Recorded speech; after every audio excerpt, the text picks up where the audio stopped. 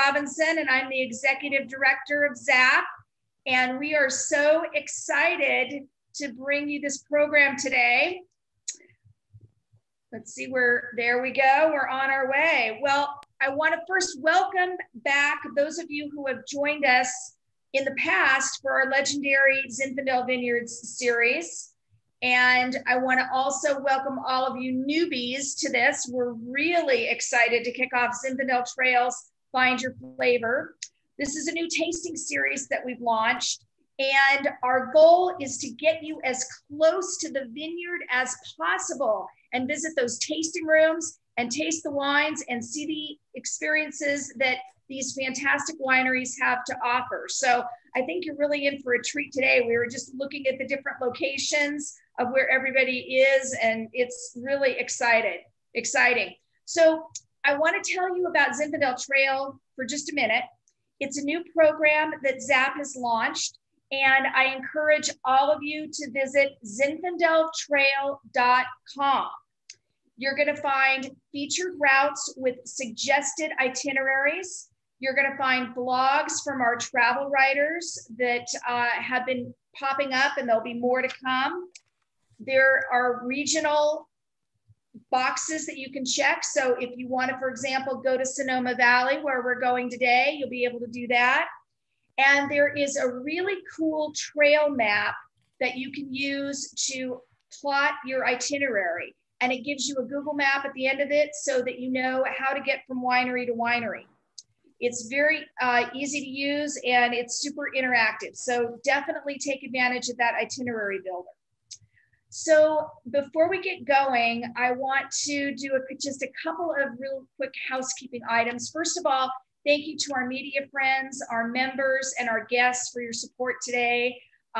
ZAP, it's all about the community of Zinfandel lovers and the winemakers who make those fantastic wines. So thank you all for being a part of this. We're going to keep everybody muted except for the speakers for the time being during the program.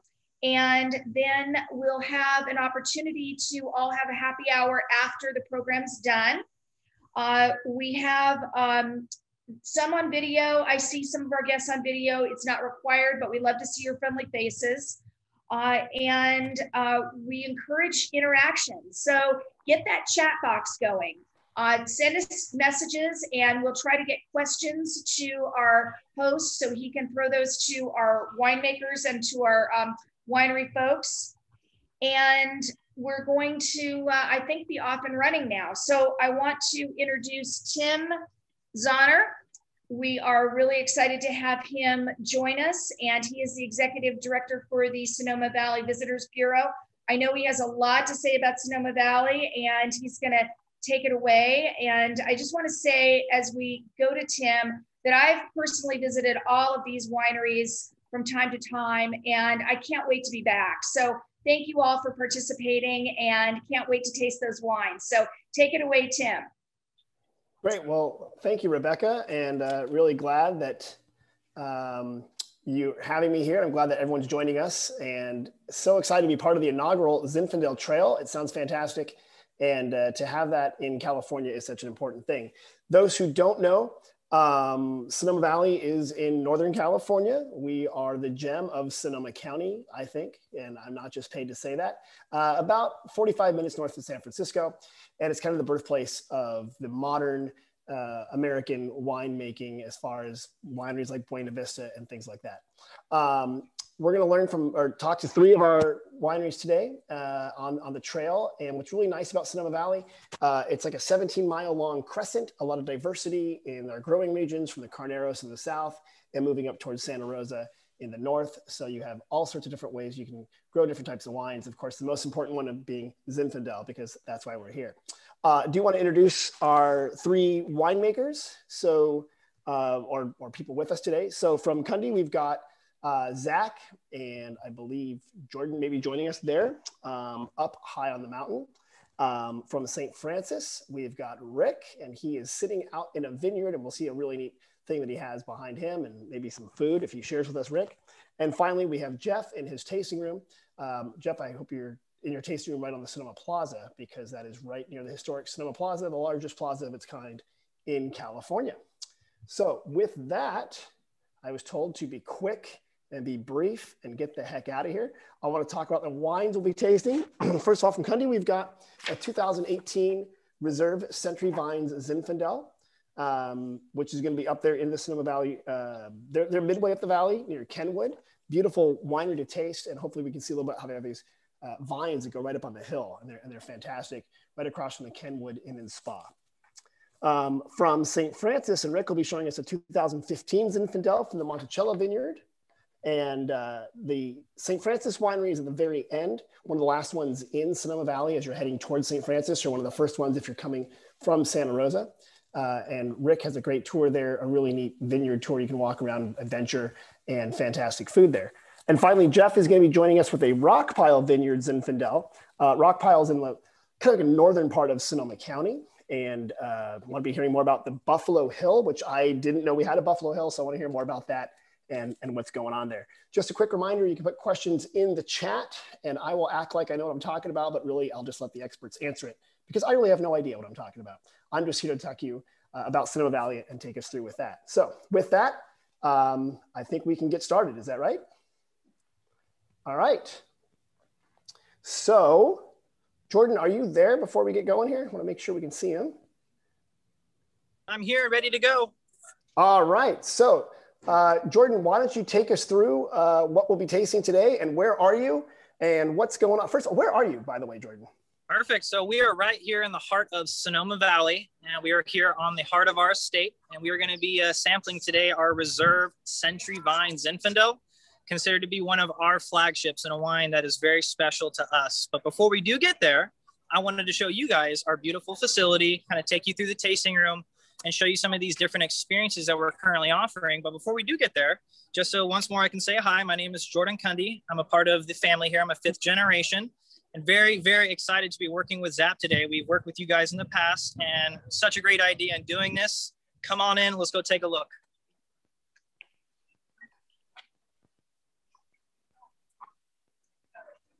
I feel like we should have walk-on music while he's doing it. This is when the band would normally play, guys. Well, first thing we're going to show you here, beautiful double doors, and this is taken from an old hay barn that was right here on the valley floor. We were able to salvage a lot of that old wood, and we use it to build the doors to our actual facility here.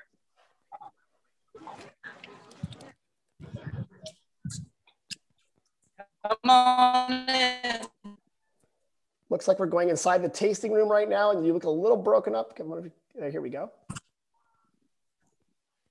So I wanted to show you guys some folks that are here and talking a little bit about our family history and how we first got started here. Our last name is actually pronounced Kunde, and that stands for customer or client. And it starts off with this good-looking guy with a mustache right up here. His name is Louis Kunde, and he originally came here and purchased the first parcel in 1904. And from that first date of 1904, these Zinfandel vines were already brought here and planted 1882. So 15 years prior, even getting here is when these first vines came over on this property. Passed down from generation to generation. You're going to see the second generation down here on the lower right. And then you have 2 of his children, the founders of the winery here in the wine cave, Bob and Fred Kunde. And that is going to be over here on the far left-hand side of the bar. And you're going to see these good-looking guys. We have the Bob's red, made a wine after himself, and the Fred's white. So we have those 2 different 3rd generation family members. And let's show you guys a piece of our history and legacy. I'm very, very excited to show you guys this. This is the Reserve Century Vines Inn. Wait, you have the vine sitting there on the bar? We sure do. So we actually pulled this from the vineyard block up there. My father and I built a nice little display piece. Okay. And we brought this down off of the hill. It had some termite damage on it, unfortunately. So we brought it into a shop to try to zhuzh it up a little bit. And all these termites have burrowed right through the vine. So we decided to put some lacquer on there. We shined it up a little bit. And this just goes to show you guys, when we say old, true, gnarly vines, this is what you're going to see here on our property. Very, very low yield. Every year we see about 1 ton to 1.5 tons of fruit per acre. And we have this all dry farm, 20 acres of these authentic 139-year-old vines still left here on property today. So, Jordan, what does dry farm mean? What does that mean? Dry farmed as in we do not buy these vines irrigation. These stalks down far, far into the soil trying to establish and get to some of these different water tables themselves. But okay. Zach is going to dive into that with you guys a little bit more and talk about why these old vines are so unique today, and excited for you guys to try that as well. But before we do, come on outside. We want to show you guys some of our different tasting areas and what we're currently offering right now. Okay. I love how there's random people in the tasting room. They don't know they're part of the major webinar. So, like, welcome everybody. All right, behind the scenes tour. Your camera person is doing an excellent job, by the way. They must have a steady cam on or something. So what you guys are seeing right now, we have some active tastings going on down here at the winery. We call this our Kinney Brick Lounge or Kinney Brick Room. And this is where we conduct our seated tastings. So what we like to do is we have around 6 different wines. We like to pour around 2 different whites, 4 different reds typically, and everything pairs with a beautiful cheese and charcuterie platter. And we are, as you guys can see, socially distanced. Everyone is able to meet up here and still feel safe, which these days, very, very important. Come on over. We want to show you another little area that we have for you. And we are dog friendly, as you guys can see. Is that dog always there, or is that like someone else's dog? Oh my gosh, look at these. Are these professional model dogs? These are real dogs. These are dog on the street. Okay. So I told you guys about this tasting area called the Kinney Brook, and this is a $40 per person flight, and that is going to have a cheese and charcuterie paired with. Our premier experience here at Kunde, however, is called our mountaintop tasting. And that's a tasting that we conduct up at a deck that we've built on our property, 1,450, or excuse me, the elevation is around 1,400 feet elevation. And when we start talking about the experience, that's going to be an $80 per person experience, 2 hours from start to finish. And what we would also like to do for you guys to say thank you is anybody that would like a 2-for-1 tasting here at Kunde in our Kinney Brook Room, the seated tasting. If you guys send me an email, jordan@kunde.com, we will send you guys a nice little promo link for a 2-for-1 tasting here at the property. So having said that, with Mountaintop and all these fun experiences that we do, I think it's a perfect time to pass you guys up off to Zach, our winemaker. He is up there at 1,400 feet waiting for you guys, and you're going to be trying that Zinfandel. So thank you guys, and we look forward to seeing you here at the winery. Cheers. Jordan, thank you. That was fantastic. And now we have to schlep 1,400 feet up the mountain or something to see Zach? Or is it like the magic of Zoom? We're already up there. Zach, how are you? I'm doing lovely. How are you all? Thank you so much for joining us up here on Mountaintop. You know, I love that you touched on the fact that we're bringing our customers into our shots. So we have 6 lucky guests that get to eavesdrop on our conversation, but I've promised the best of them get to take home the full bottle of CV Zin, which I brought up with us. So again, onto the wine. You found us at 1,400 elevation. Kunde actually has a range of about 1,000 elevation change between the valley floor and the top of the mountain here. If you actually pan around the valley, which if you'll bear with me, my cameraman Nate here is going to give you a little scenic tour. As Jordan mentioned, we are dead center in the middle of the Sonoma Valley. Wow. This is an open valley on both ends, both top and bottom. We end up getting sandwiched in the middle here with the fog bank. So when the clouds open up in the morning, we create that beautiful spot where not only can we get Cabernet completely ripe, but Zinfandel really shines. And a lot of that comes down to these iron-rich soils and this western face that allows the heat and the temperature units we need to get those really ripe flavors. But I hope as you taste the Kunde Century Vine Zinfandel, what you should notice compared to a lot of old vine Zin, ours tends to be actually a little lower in pH, which means it's got a little more acidity to it. And the reason for that is with the terroir of our Zinfandel, with the sloping elevation, we end up passing through that vineyard 6 different times when we harvest each year. And I actually like to choose a little piece that I pick slightly underripe. And the reason for that underripe is a little bit of what I would consider bitter units. If you feel a little molar texture when you taste the Century Vine Zin, that's intentional. That's to create the frame and the structure of the wine. So as a natural 14.7, 14.8 alcohol wine, completely no residual sugar at all, it's always less than 3 grams total. you get a really nice textural experience on the Zinfandel, but it drinks, I guess what I would say, like a Bordeaux varietal. It just has that extra juice and jam and richness that we like with Zinfandel, but again, low alcohol and very dry. So I think it drinks very well, especially with a meal. Zach, are we allowed to start tasting it now? For you guys so far. Are they allowed to, people can taste it? I see some people are tasting it. Hopefully letting us know. I want to know what's going on. So Christian Miller talks about, so that's very interesting, Zach. I've heard the same thing said by some winemakers about Zins, hens and chicks, uneven grape development.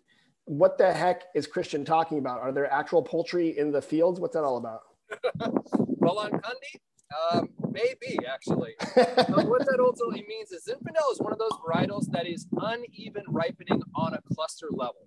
So as we drive throughout the valley, we'll see trellised vineyards where we're trying to get, for instance, Cabernet to ripen perfectly evenly across an entire row.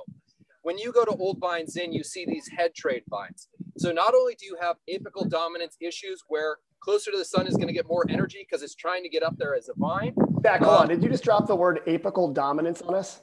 I did, and I didn't mean to. I'll try to take it down to a. No, I love this. This is like Cork Dork Bingo, which I think this is the perfect audience. This is okay. So we've got these apically dominant something or others. Keep going. Absolutely. So basically, a vine is trying to get to the sunshine. It wants to put all its energy up, which is why it'll climb up a wall, up a fence, everything else. That is apical dominance. But Zinfandel will actually have on the same cluster. You can find green berries and raisins, as in the cluster itself is uneven throughout it.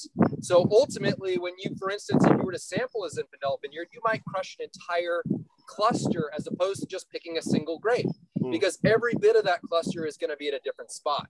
So when we make a picking decision, we actually do everything by flavor here. So what I'll do is I'll physically walk through the vineyard. I'll pick a grape from the top, from the middle, from the bottom, grab a green one, grab a raisin, taste all of those things, knowing that all those will ultimately end up in the wine. And again, having a little of that mean and green fruit actually adds those bitter units that structures out the wine for us. And for me, that's the textural experience that I really want out of my Old Vine Zin. I don't want the alcohol and the sugar to frame out the wine and make it a big, powerful animal. I want it to drink like a textural experience, which I believe is why we opened up with the Kunde Zin, is this is going to drink a little bit almost leaner, a little bit softer, but with those textural elements in Zinfandel. Okay. Zach, that was very good. Thank you. Thank you for explaining that. And I'm enjoying this. I don't know if everyone else is. I see some people are trying it out there, and even Rick, I think, is having some. It's kind of scrolling through people. I saw Spud is having a good time with some. Spud, good to see you. And everyone, any other questions do we have for Zach up there in the Old Vine and his 6 random people in the back who have nothing to do with this? Tell me, Zach, if people do come take the tour, how do they get up there? Do they hike up that hill? Because you're on the, I believe, the west-facing flank of the valley. So we are. So the true soldiers may give it a whirl, but I suppose your wine tasting experience isn't quite as rewarding. So what we offer is when you get down to the tasting room and you check in with Jordan Kunde down there, this is an optional experience where we'll actually bring you up in a Kunde branded tour bus, which means you actually get to stop at some of these vineyard locations on the way up the mountain. We'll talk about the reason we grow certain grapes at certain elevations, orientation of the sun, soil depth. You really do get an estate experience, not just the tasting room. So we bring you out here, we drive you, shuttle you in luxury style, and we try to get you to experience the entire estate. So it's really a neat sensory package and a nice way to use about an hour and a half experience and get to see the whole estate. Okay. Well, great. Thank you. I think that's a great introduction, and it's interesting because you are when it comes to the valley, you're in the middle of the valley. You got it. You know, you're first on this tour, but you're actually right in the middle. Is your address technically Kenwood or is it Glen Ellen or what's? I can never remember. Because we span 2 miles, we actually, depending on the driveway you come in, you can do either. The main winery entrance is technically Kenwood, but the original Kunde estate entrance is Glen Ellen. So it depends where you come. I love that. So not only do you have the chance to taste some amazing wines, but you can knock off 2 of our premier villages of the valley at visiting just 1 tasting room. So that's fantastic. You got it. Great. And with your blessing, what I'm going to do, if it's okay with you guys, is I'm actually going to hop in the car. I'm going to rejoin Jordan and get to watch the rest of the presentation from our winery. All right, and then do we get to choose who gets the bottle behind you? Because I think it's the lady next to the guy in the blue shirt. I think I can see right there. So yeah. So closest to me, is that what you're saying? I think so, but I can't really see the rest of them. But you know what the heck? They're the winner. Winner! Yay! All right, let's. All right, I think we're while you hop on the car there. Let's find out who we're hitting up next. And it looks like we're talking to Rick. All right. Hi, Tim. Rick, how are you? How are you? I'm great. How Terrific, are you doing? thanks. Yeah, we're proud and honored to be here as part of this inaugural event. Thank you very much, Rebecca and Tim, the ZAP organization, all the guests on the Zoom here, and our fellow vintners. So I'm here just by our vineyards here at St. Francis Winery and Vineyards. We're so proud to also be celebrating our 50th anniversary this year, celebration. So a little bit of history. Our founder, Joe Martin, lived in San Francisco, was coming up to the Valley in the late 60s and really discovered he wanted to be in the wine business. So he purchased a vineyard just a few miles to our south called the Beeler Vineyard.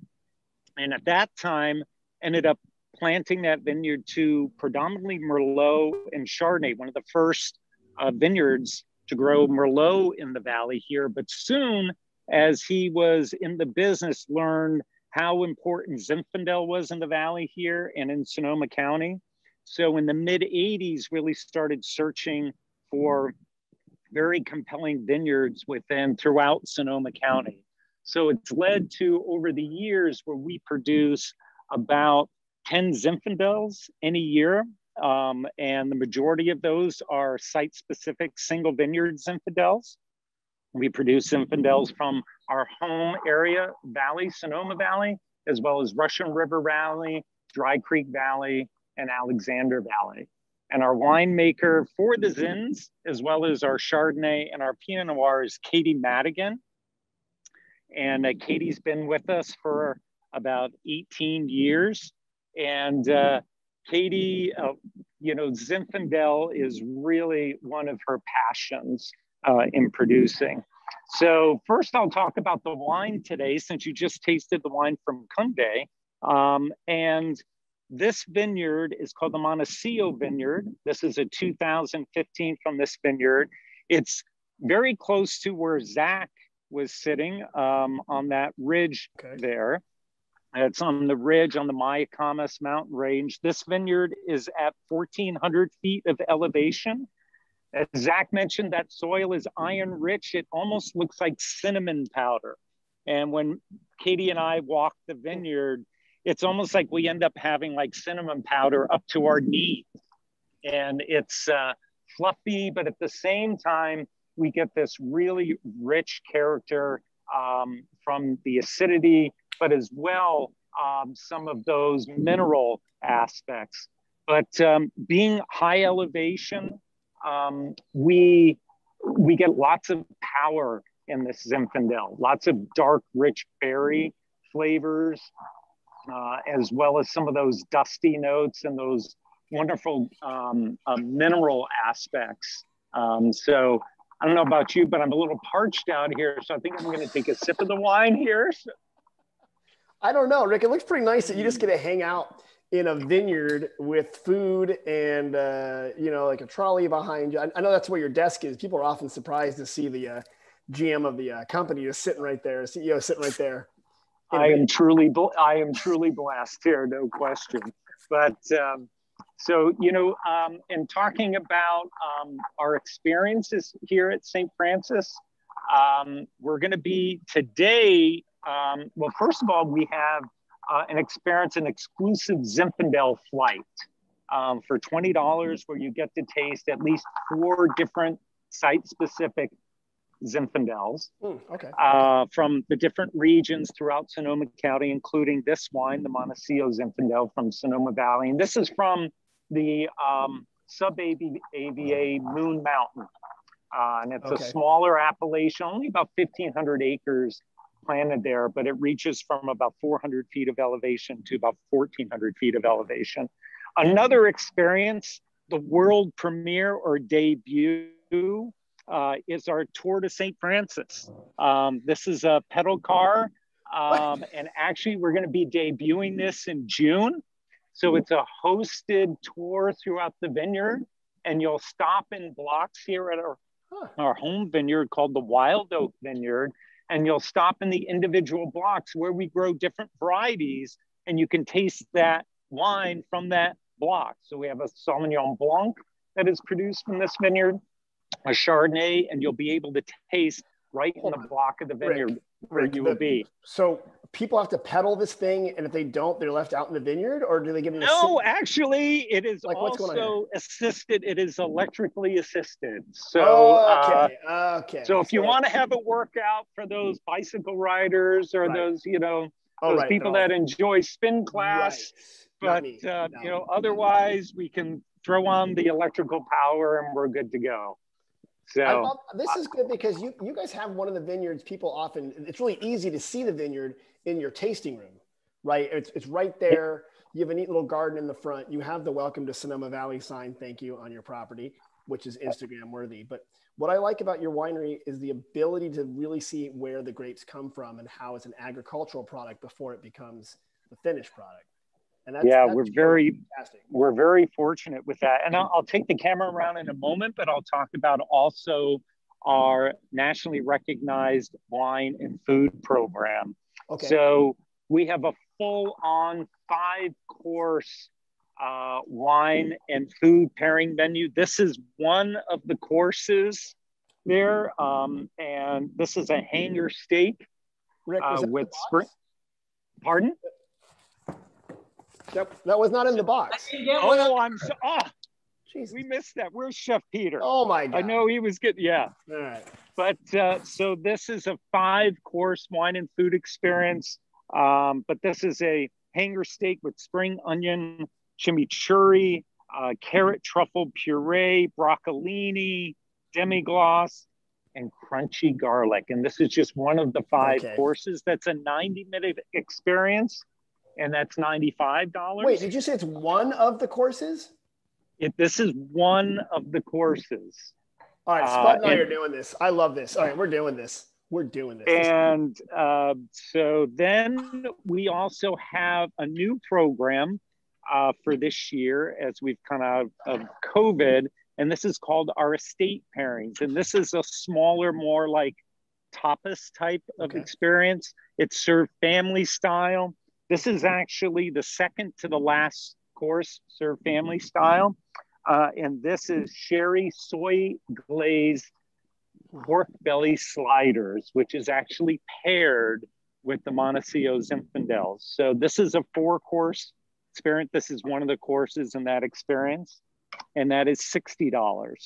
Rick, how far in advance does someone have to make a reservation for that? Well, you can, generally just a few days or even the day of, you can try the full-on wine and food experience. Books is sold out typically on the weekends in advance, but, usually, 48 hours before. Because I'm 25 minutes away. So what I'm saying. So what? Get over there. Wow. And then also our Tour de St. Francis that will be, as I said, introducing. We're taking bookings now beginning for June, and that will be $50, and that's guided as well as with tastings and a few small bites along the way. And I'll take a moment, if I can turn the camera around here for a moment and show you a little bit of the grounds here as well. So we have outdoor seating for our wine tastings out right in front of the tasting room. We hope to be opening up the tasting room for indoor tastings within the next few weeks. Also then we have a patio here. This is where we serve the estate pairings outdoors here. And then we have our wine and food portico, which is covered there. And that's where we feature our full-on 5-course wine and food pairings. So, we produce about 35 different wines at St. Francis, and throughout Sonoma County, Chardonnay, Sauvignon Blancs, Merlots, Cabernets, but we love the Zinfandels here at St. Francis and produce old vine Zins, and as well as this vineyard has 3 terraces in the vineyard, the Montecillo vineyard. And the first terrace was planted in 1996 and later in the 2000s. So, but we get just lovely fruit character here, depth and concentration, and just bursting with beautiful fruit aromas as well as flavors. Rick, I mean, one, I got to commend you for your audiovisual skills. That was well done, the way you flipped the camera. 2, I love that this is part of the Zinfandel Trail because, you know, when we were down the valley at the Kunde family, you're up above, you have this experience there. You've got a really approachable experience right when you walk into your winery. A lot of people don't know this, but you have a beautiful backdrop on that lawn, especially as the sun is setting. I know there used to be a lot of group events back in the before times when we could do events, a great lawn for things like that. And, you know, it's just beautiful. And I'm coming with my family sometimes because your gardens are so amazing. And my wife's always making fun of how good your gardens look compared to mine. And I always have to remind her that you're professionals. But thank you very much. And we're debuting this summer as well.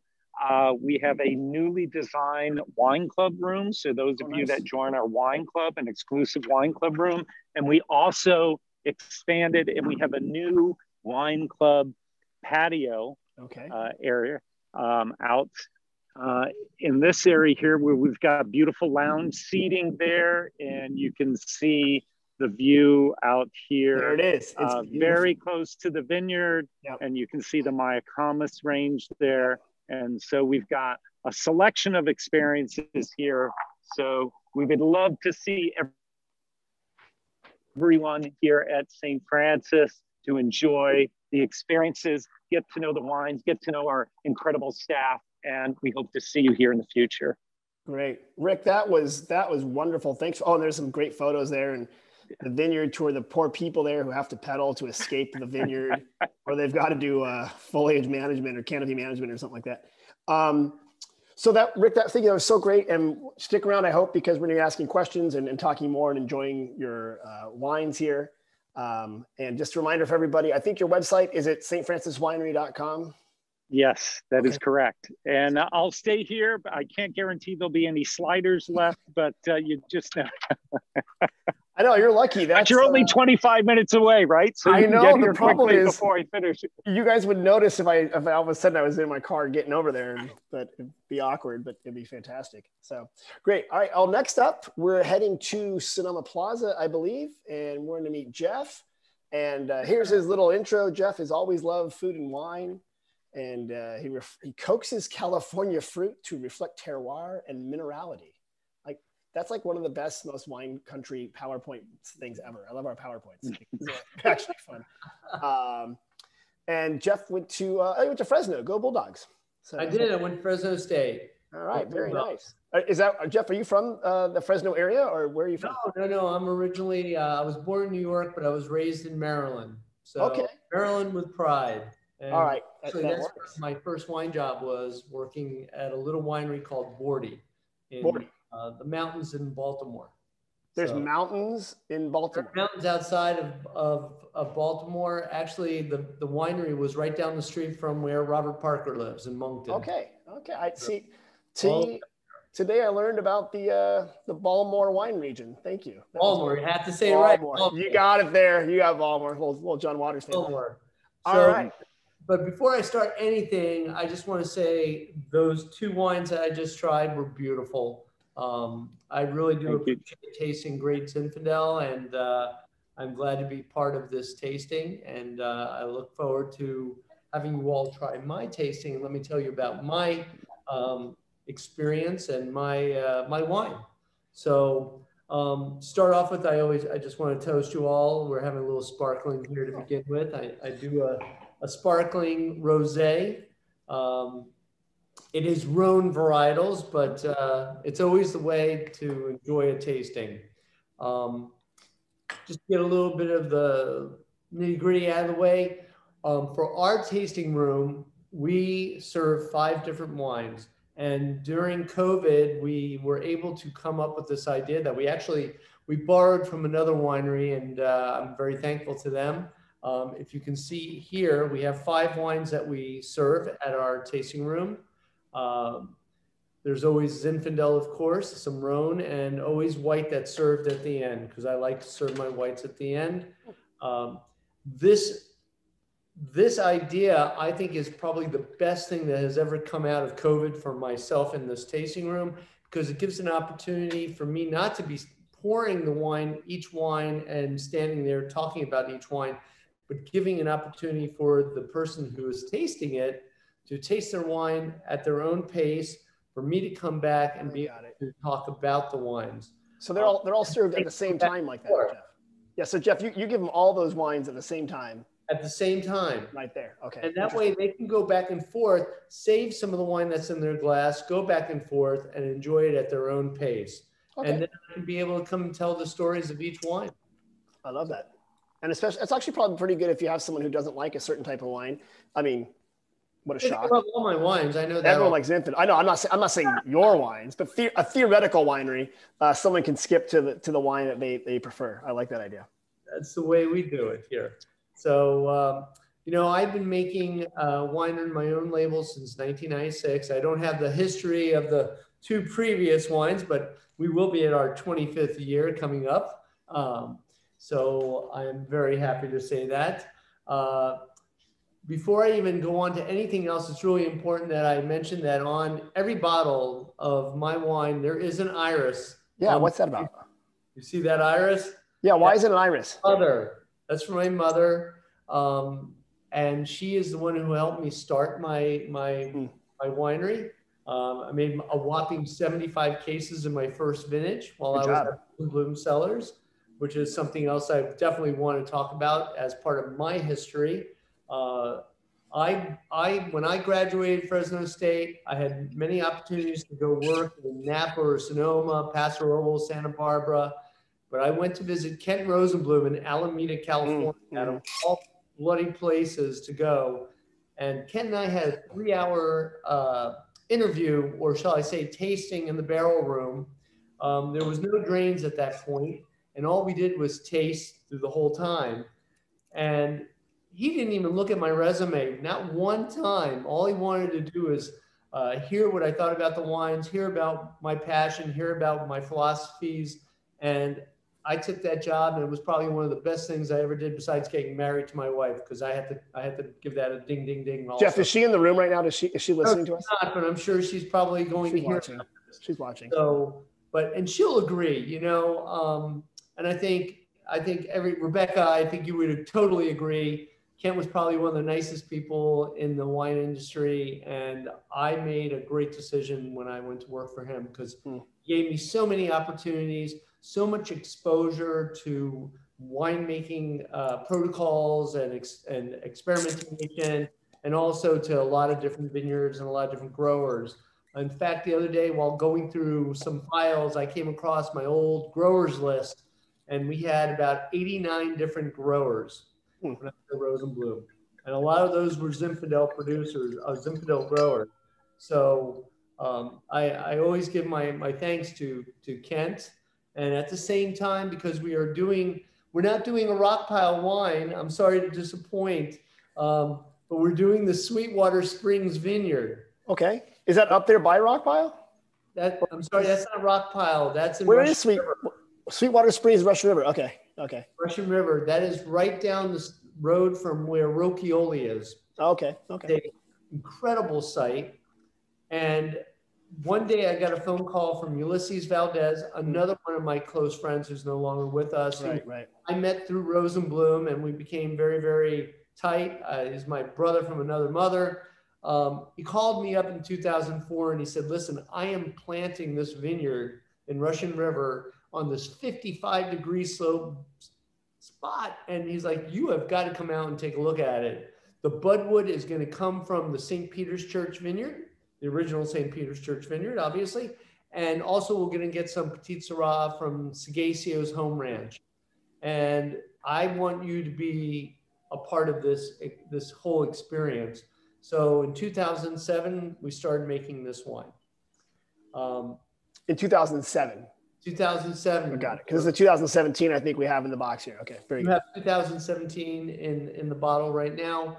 A little bit about the winemaking on this, because it's so important to me, is that everything is hand-picked, hand-sorted. We put everything into a cold room overnight. I like to let it sit there for one whole 24-hour cycle, because I really feel there's a lot of stuff happening between the rachis and the berries. And I think there's something magical. As I said, everything is hand sorted. We do about 20% whole cluster on this wine. I love using whole cluster. I like what the stems bring to the wine. I like that savory component that comes to the wine. Once we do fermentation, which is 3 punch downs a day, 3 foot stomps a day during cold soak, up to 5 punch downs a day during primary fermentation. We let the wine go dry. We then put it into larger format barrels, be it 80 gallon, be it 132 gallon, be it 158 gallon, and also concrete vessels. That's where we age it. We do not rack our wines at all during its aging period. And I only taste the wines every 2 to 3 months. As much as this is obviously Zin, I have a very Rhone-centric philosophy, and that's what I apply to everything that I do. So that's why the wine, I think, comes out the way it does. So I need to try this wine, and it's the first wine in our marble-covered container. We decided to use the marbles because, you know, you're outside. At this point, we still were outside, and I wanted to make sure the wine didn't get oxidized or anything, fruit flies or anything come into it. And each wine has a different color marble. So that's how we match it up. I didn't know if that was like a bouncing ball, and when you're done, you just throw it against the wall. That means you're ready to join the wine club. We have a question from Christian. He's saying Russian River Zins usually seem ripe and plush, even though we think of Russian River as cool and Zin as a heat lover. What's the scoop there? Yeah, what's the deal? What's going on? Because this is a 55-degree slope vineyard.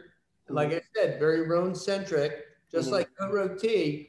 It's a southern exposure. So you're getting that sun directly onto those vines. Right. And that's how we're getting the richness and obviously the flavor profiles that I'm looking for. And the Russian River is a pretty big AVA, so there's foggy parts and there's probably warm parts. So what I love about the vineyard is, you know, the top has certain flavor profiles, the midsection, the tenderloin has certain ripeness, and at the base it's not as ripe. So you're getting all these different flavor profiles. Did you call it the tenderloin part of the? Yes, the tenderloin of the vineyard. Of the vineyard. Of the vineyard. I think we just need to, I mean, San Francisco could just have a tenderloin AVA. This would be fantastic. I think it's something we got to work on. All right, this is great. So this is, what I like, Jeff, what I want to explain is you're right now in your tasting room just off the Sonoma Plaza. Room in downtown Sonoma. Over your right shoulder is the Red Grape Pizza restaurant, I believe. Yeah. Right over there it is. Good pizza. So, what I love is that you could be the beginning of the Zinfandel Trail if you're coming from the south. If you're coming from San Francisco, people could start with you and work their way up all the way through it. And right by the plaza, great place to walk around and things like that. And obviously easy to get to your tasting room and enjoy that. Truly easy. Well, this is great. I'm glad that we got to meet all these like Zinfandel masters, and I love that we have the Zap members here who are themselves know a lot about Zinfandel. I'm sure people have questions and comments and want to kind of open it up and see what's going on. Oh, and there's some images there. Those little marbles are cool. Are they actual like ceramic marbles, or what is that? They're you know what? These are handmade marbles from the Moon Marble Company in Kansas City, Missouri. I mean, I feel like we should do like a marble game there in the Red Grape patio or something, and we could all kind of like, you know, the little flicking thing you do. I see, it'd be kind of fun. Yeah. And when I ordered these, I got to hear the whole history behind the company and how they made them. And You know, some of these marbles take a long time to make. They take a few hours, whereas smaller ones are just very quick. Normally winemakers are talking about the capsules or the cork or the bottles, and you're like, oh my gosh, we got to talk about the marble supplier. I love that. I love that. Rebecca, I see you got something to say here about the wineries. Well, yeah, I wanted to ask a question first to Jeff. So Jeff, you've got a tasting room off the square in Sonoma, which is really exciting because you're right in the middle of everything. And I absolutely love going to Sonoma Square and walking around because there's all kinds of great shopping and dining, and we can go and experience your wines. What's the setup? Is it reservation now, or how are you working your arrangements? Yeah. At this point, it's reservations only. We use Talk for reservations and phone calls. So if you want to come in, make the phone call also. Because of COVID, that's how we need to go. And we want to make sure that we give you the best experience possible. So we want to make sure that we give you plenty of time to have your tasting and not feel rushed. That makes sense. I am here every Saturday, by the way, to make sure that I get to see people. It's one of my goals is I always want to be here at least 1, maybe 2 days a week to make sure that everybody is understanding exactly why these wines are as special to me as they are.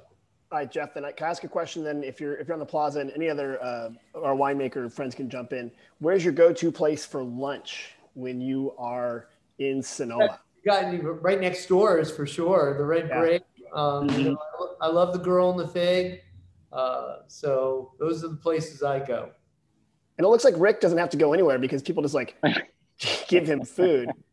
But you can... I'm expecting a little gift package from him, right? Friday delivery.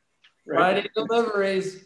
So Tim, I'm going to jump in for just one more second because there was a great question at the beginning that kind of gives the overarching, you know, why Sonoma Valley and what distinguishes Sonoma Valley from the other AVAs in Sonoma County. So I don't know if you want to give everybody a turn on that or take it away, but I wanted to really capture that because it is such a special region. And, you know, we want to talk about, you know, that as opposed to when they go to Russian River or Dry Creek Valley. Well, I can answer it from that it's the best place to visit ever. And I'll just say that, but I'll let the winemakers maybe jump in on as far as Zinfandel, since these are Zinfandel aficionados. And I don't know if anyone wants to talk about why Sonoma Valley as far as grape growing or from the Zinfandel perspective. I think I'll jump in, Tim, if you want. Sure. Who is that? It's Zach from Kunde. So the Sonoma Valley, to me, having been a recovered Napa Valley winemaker, Sonoma Valley really has a sense of being a community, a beautiful valley. The people are wonderful. Lifestyle, family comes first. Everything's a little bit slower, more beautiful. And as far as growing Zin, we are that nice straddle between cool and warm. And I think that's what makes really intense and dynamic Zinfandels with big amounts of character, because we are in that kind of sweet temperature band where we get enough degree days to get ripeness, but a lot of beautiful hang time to get true Zinfandel expression. So that's one of the reasons I love it. And we already saw those red soils up top. I mean, between that, Sonoma Valley is really a great spot for Zinfandel. That's a good point. Thank you. Yeah, and I'd like to add to that, it's the microclimates, but as well as the unique aspects of the terroir. I mean, you've got, you know, benchland, you've got the valley floor grown Zinfandel, you've got, you know, 1,400 foot elevation grown Zinfandel, you've got, you know, mountainside Zinfandel, along with a multitude of other varietals here: Chardonnay, Sauvignon Blanc, Merlot, Cabernet Sauvignon, Syrah. So you can come to Sonoma Valley and have a full experience of a multitude of varietals here in Pinot Noir as well. So it's really, you can come to one place, and I agree with that. I mean, the community here is just so unbelievably welcoming. And it's just an incredible place to be. And you have this as a backdrop, right? You have like the best Zoom backdrop, but it's actually just real. You're like, oh yeah, no green screen. That's literally in and out, right? Doesn't fade in and out. Well, I'm going to just jump in there and say, you know, for me, what's special about making wines in Sonoma is that I could be at one vineyard and then be at another vineyard 15 minutes down the road and have a totally different expression of the fruit. And that's what, to me, makes making Zinfandel in Sonoma so special, is that each site brings something special to the table. It could have the same soil, but because of just that little bit of difference of distance, it's something different altogether. Okay. Okay. I like that. So, Tim, as I'm planning my itinerary to go visit all these wonderful places in Sonoma, where am I going to stay overnight, and how am I going to extend the experience out a little bit more? Rebecca, that's a great question. And I'm so glad you asked it. I even have a Post-it note with my website.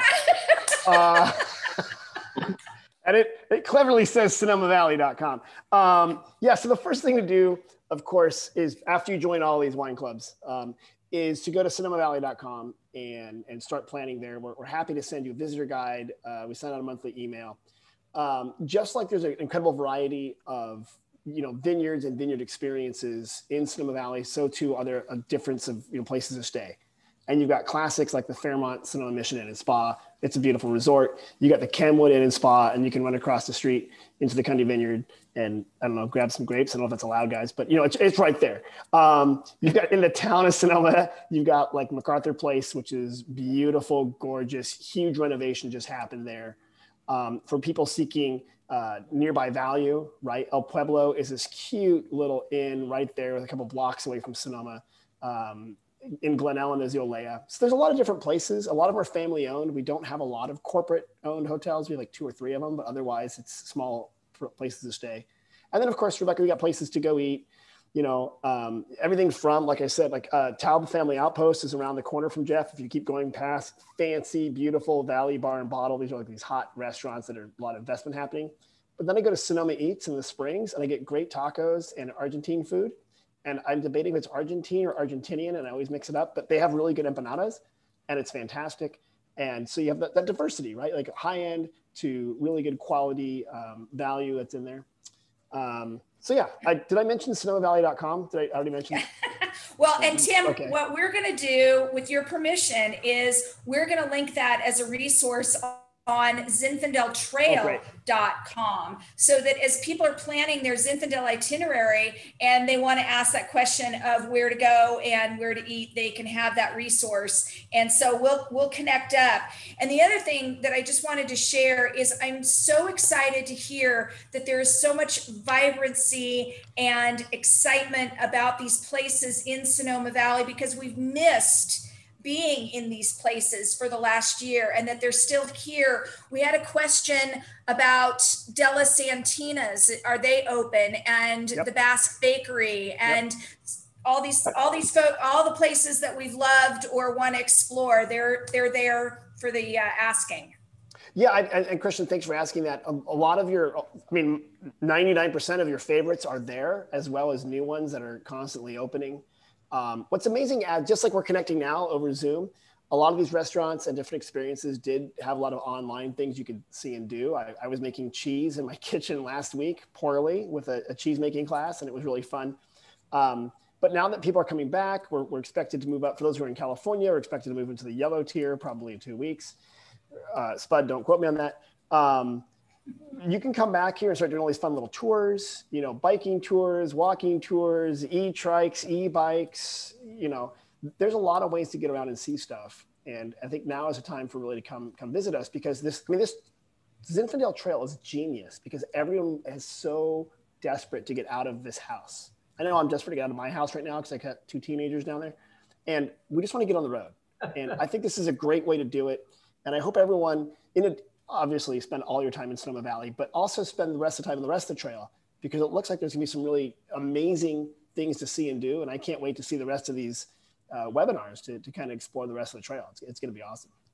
Well, that's such a perfect segue. So I did want to mention that, yes, we've got the series will continue, and we're actually branching out a little bit and doing a women winemakers series, and then vineyards and caves coming up. And so we'll be jumping around to the different regions and seeing different aspects of Zinfandel as we go along. And I think, you know, if you have any other questions for our group, you know, unless you do, let's go ahead and begin the preparation for happy hour. And before we do open it up, I do want to thank Tim, and I want to thank all of the winemakers and the folks at the wineries. It's such a thrill to see all of you guys and to have you be a part of this. So thank you so much. Can't wait again to see you taste that food. Rick, I am all over that. I cannot wait. And, well, we'd love to see you here, Rebecca, and all the guests here today. You know, as I think Tim said, you know, we miss getting out, but also we miss seeing everyone. Yeah. And so, and as well as our peers here today. So we just can't wait to see everyone here in the future. And please come and support the community and all these incredible wineries here at Kunde and Cohn. So thank you. Absolutely. I want to just thank you guys also for allowing me to try your wines. You know, it's always great to taste somebody else's expressions of what Zinfandel is all about. So thank you. And if you have never had a tasting experience with Jeff, I would highly recommend visiting him on a Saturday. It's a tasting like no other, I have to tell you. And he will lead you on a trip through the Rhone Valley in France and all around the Bay Area with his experiences with Kent and tasting all those beautiful wines. And you'll learn a lot and have a great time. And I have to thank Zach and Jordan so much for Kunde. It wasn't too long ago that I got to get up on that mountaintop and see the gorgeous view and experience the history that you guys have at Kunde. Just really speaks to me. I actually got to see, Jeff showed me some of the documents that you have going back in time with the winery and, you know, how it was founded and all the history of Sonoma Valley. And it just really sings to me. And I was a history major at Sonoma State, so there you go. And just to have that that tie in with the wine experience. So I'm gonna stop talking now. But one more thing, I want to thank the staff, Leah and Robert and Glenda, for getting this all together, and thank everybody for being here. And I think we should open it up and see what craziness we can have in happy hour. What do you think, Tim? I love the idea because I just heard the bell toll 5 over behind Rick's head. So as we know, 5 somewhere. It's 5 o'clock somewhere. Right here. There you go. Well, cheers. Here's to all of you. So here we go. Leah, what do you think? Take it away.